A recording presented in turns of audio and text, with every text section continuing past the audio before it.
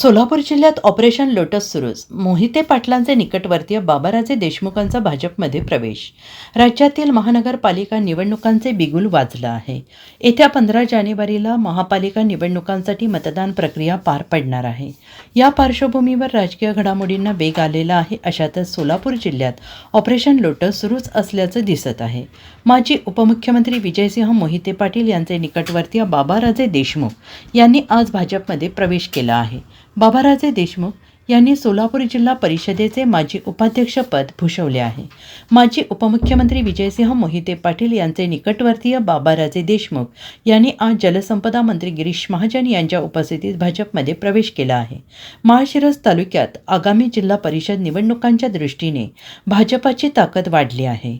बाबाराजे देशमुखांच्या भाजप प्रवेशाने मोहिते पाटील गटाला मोठा धक्का बसला आहे. Bureau report, SBN Marathi, Solapur.